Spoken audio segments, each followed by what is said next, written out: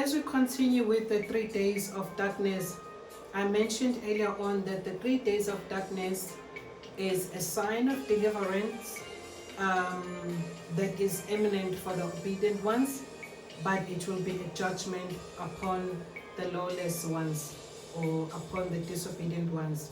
Let's look at the word, what it tells us about this. Starting with the book of Revelation, chapter 9, verse 1.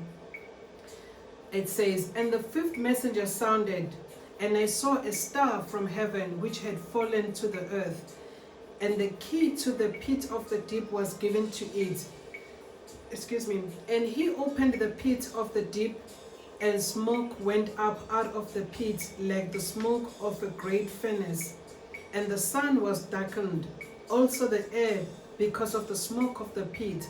And out of the smoke locusts came upon the earth, and the authority was given to them as the scorpions of the earth possess authority.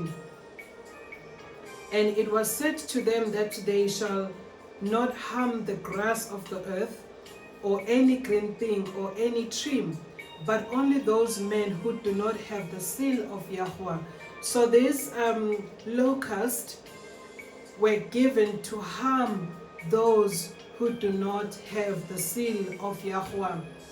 I went into quite length in a different teaching regarding the end times, about what is the seal of Yahuah, what is the mark of Yahuah. For if we do not have the mark of Yahuah, if we do not have the seal of Yahuah, then these scorpions will be given authority to harm you, even as the word says that it was given to them that they should not kill them, but to torture them for 5 months. And their torture was like the torture of a scorpion when it stings a man. And in those days, men shall seek death and shall not find it, and they shall long to die, but death shall not, and death shall flee from them. So Yahuah will allow that these scorpions, that they should torture the people who do not have the seal, who do not have the mark of Yahuah, for 5 months. It says that the torture will be so painful that they would wish to die, but death will flee from them. You still have an opportunity to have the seal of Yahuah. You still have the opportunity right now to have this mark of Yahuah. I spoke when I was teaching about the end times and particularly when I was teaching on Revelation 13, I said that you cannot have 2 marks on your face. You are either going to have a mark of the beast, or you're going to have a mark of Yahuah. You cannot have both marks in you. So make sure that you have the mark of Yahuah, then you will not have the mark of the beast with you. And I also said, what is this mark? And the word tells us that the mark of Yahuah is his Sabbaths. And we went to quite detailed teachings around that the mark of Yahuah refers to his Sabbath and his name. As we're teaching as I was teaching in Revelation 13 verse 16 about the mark, the name, and the number of the beast on their forehead, that you need to have the mark, the name, and the number of Yahuah on your forehead, not the name, the mark, and the number of the beast.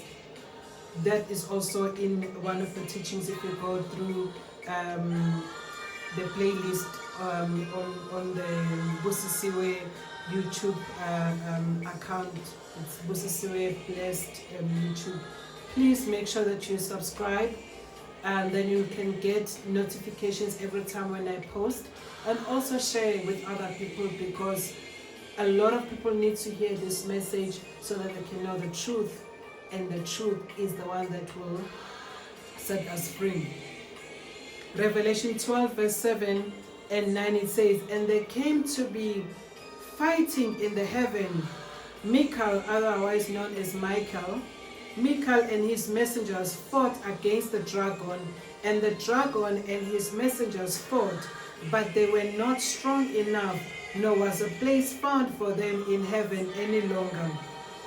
This is what I made reference on when I was talking earlier on about Matthew chapter 24 verse 29, that talks about that the stars of heaven will fall. When I was saying these stars is not referring to the literal stars that we see at night, but it talks about the fallen angels, the demons, and Satan himself falling from the heaven. As it says here, that as they were fighting with Michael and his messengers, and the dragon and his messengers, there was not found a place for them anymore in heaven, and then they were thrown into on earth. Verse 9, and the great dragon was thrown out, that serpent of old called the devil, Satan, who leads all the world astray. He was thrown to the earth, and his malachim,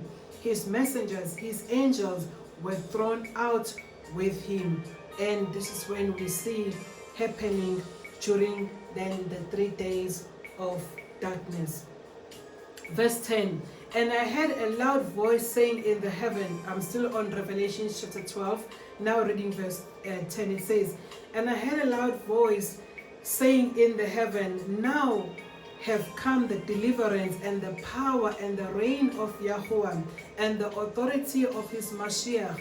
For the accuser of the brethren who accused them before Yahuah day and night has been thrown down. Because of this, rejoice, O Shamayim, or rejoice, O heavens, and you who dwell in them. Woe to the earth and the seas, because the devil has come down to you, having great wrath, knowing that he has little time. And when the dragon saw that he had been thrown to the earth, he persecuted the woman who gave birth to the male child. So when Satan and his messengers are thrown into on earth, following the fight that is going to take place in the heavenlies, led by Michael and working with his messengers, that he's gonna come with such rage, with such anger, to persecute the woman who gave birth to the male child. And this is what we spoke about when it refers to that Satan accuses the brethren day and night. Where else did we see Satan accusing the brethren day and night? In the times of Job. The word tells us in the book of Job or Job that there was a time that Satan came before Allah, before Yahuah in heaven, and he said, Job only loves you because of the protection that you have upon him.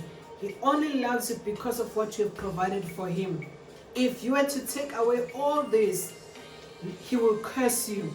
So he was accusing, Satan was accusing Satan was accusing Job before Yahuah.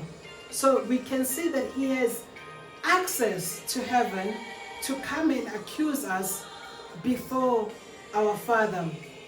It was the same thing also with Abraham, that he also came before Yahuah, Satan, concerning Abraham, and he said, Abraham is loving you because of the son that you have now given him, which is Yitzhak or Isaac. He says he's no longer giving a sacrifice before your altar since he has had the child, since he has had the promised child, Yitzhak or Isaac. And he was making this accusation, and Yahuah had to say no.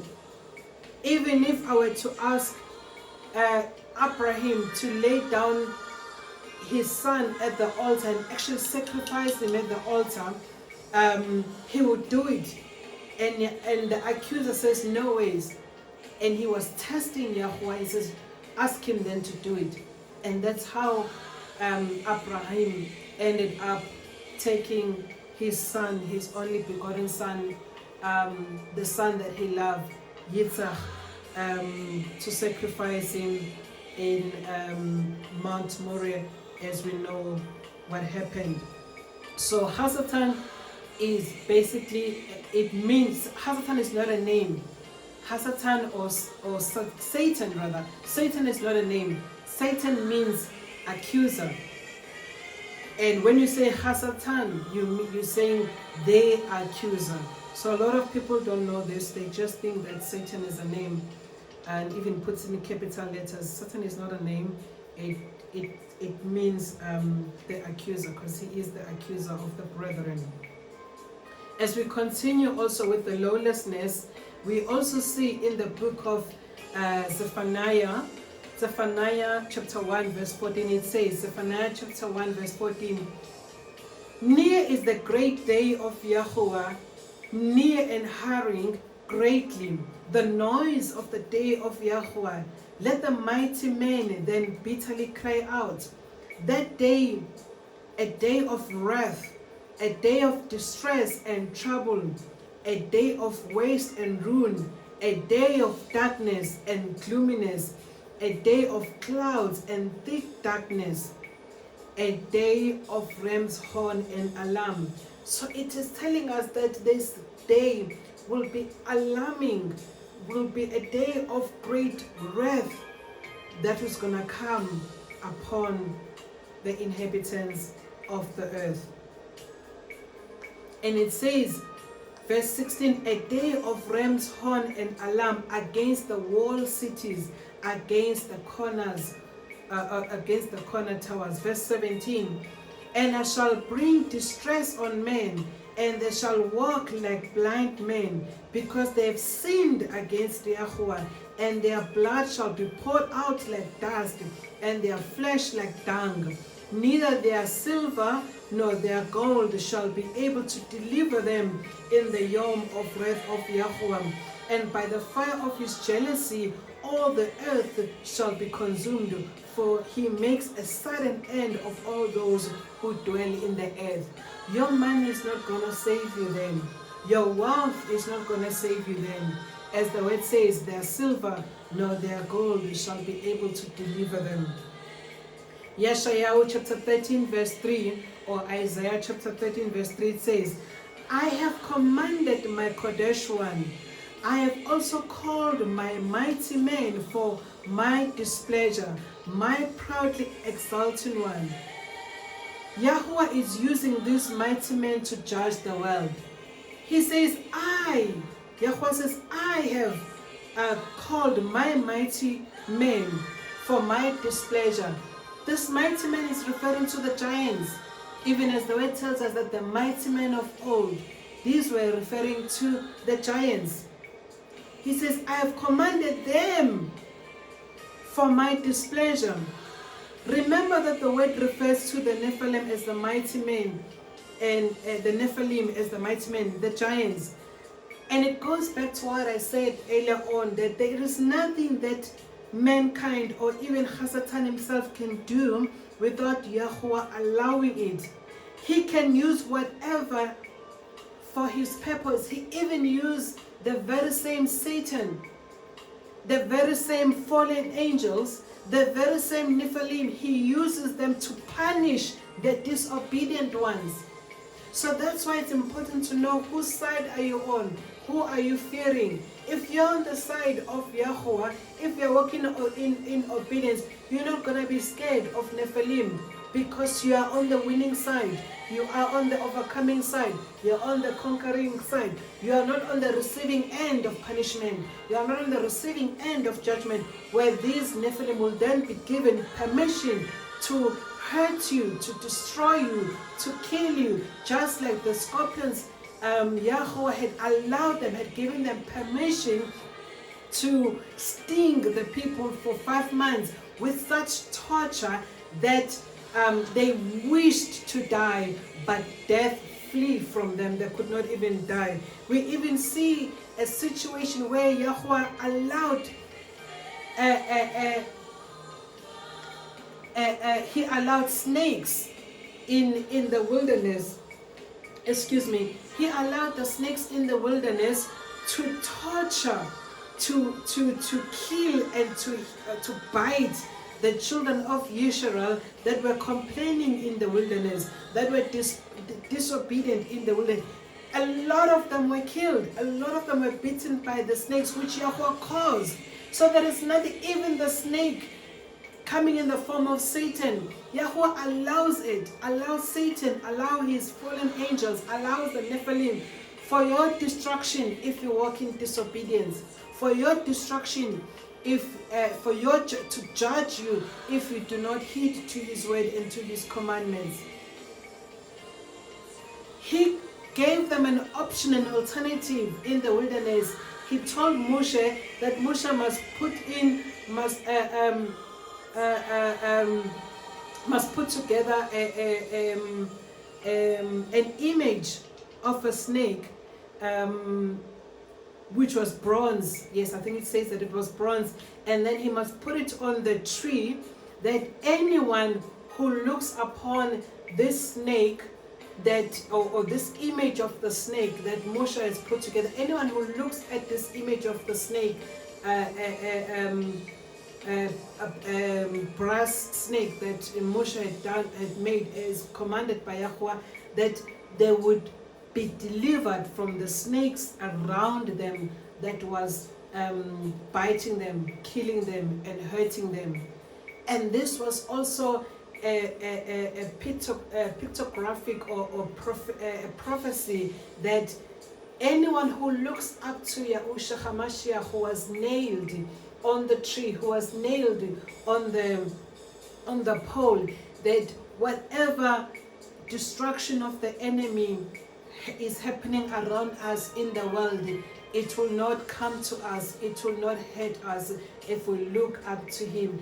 As the word says, look unto Yahushua HaMashiach, the author and the finisher of your belief, the author and the finisher of your faith.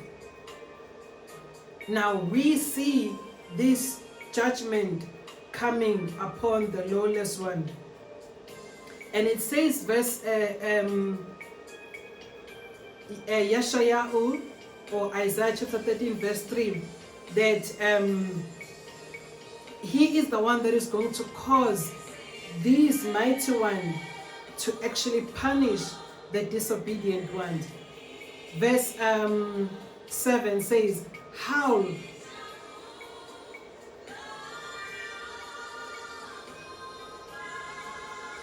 Verse 7, it says, sorry, my screen just moved, yes, back on Yeshayahu chapter 13, verse 7, it says, howl or cry out, for the day of Yahuah is near. It comes as a destruction from the Almighty. Therefore all hands go limp, every man's heart melts, and they shall be afraid. Pangs and sorrows take hold of them. They are in pain as an usher in labor. They are amazed at one another. Their faces are flame. See, the day of Yahuah is coming, fierce with wrath and heat of displeasure, to lay the earth waste and destroy its sinners from it. This destruction is for the disobedient one. Verse 10, for the stars of the Shomayim and their constellation do not give off their light. The sun shall be dark at its rising, and the moon not send out its light. This again refers to the 3 days of darkness, where the moon is not going to give its light at night, and the sun is not going to rise during the day. So there will be darkness for days and night. Verse 11, and I shall punish the world for its evil, and the lawless for their lawlessness, and shall put an end to the arrogance of the proud, and lay low the pride of the ruthless. I shall make mortal men scarcer than fine gold, and mankind scarcer than the gold of Ophir. Now, what is Yahuah now telling us? He's telling us that in the last days, the mortal men shall become scarcer. Who are the mortal men? You and I, human beings, created in the image of Yahuah, are the mortal men. But he says the mortal men shall be scarcer than fine gold, and mankind scarcer than the gold of Ophir. Why will that be?